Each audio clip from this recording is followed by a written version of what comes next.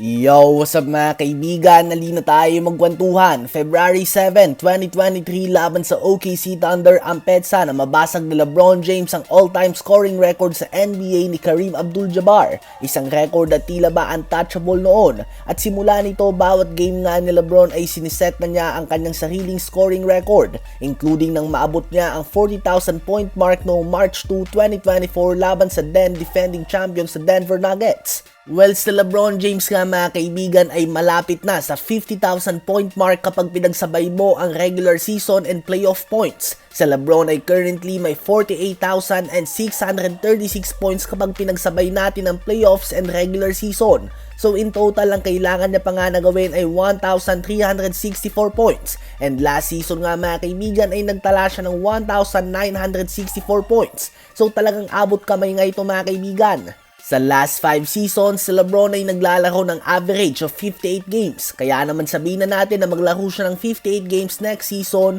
including ang mga pahinga sa mga back-to-back and minor injury. Kailangan niya nga na mag-average ng 23.5 points per game sa buong regular season kung nais itong maabot sa loob ng 58 games, not including playoffs. Bukod nga sa rookie season na LeBron, ay nag-average siya ng mahigit 25 points per game.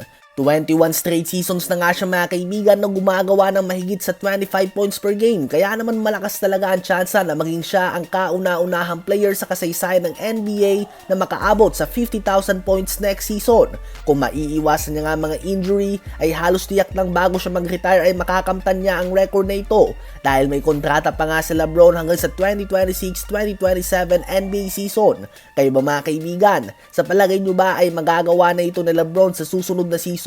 Habang ang Philadelphia 76ers ay delikado nga na maging New Jersey 76ers dahil 2 taon na ang makalipas nang mag-propose ang Sixers na gumawa ng bagong arena at lugar para sa kanilang team upang maiwasan na ang malaking renta na binabayad sa arena ngayon. Subalit hindi nga ito pinapansin ng gobyerno ng Philadelphia at ng state ng Pennsylvania.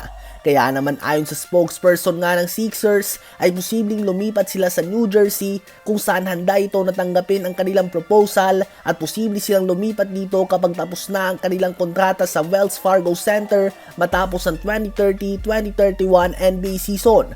Kung sakali nga na matuloy ay gagawin ng bagong arena sa may Delaware River at malapit nga yan sa Benjamin Franklin Bridge, ang tulay na nagko-connect sa Pennsylvania at New Jersey.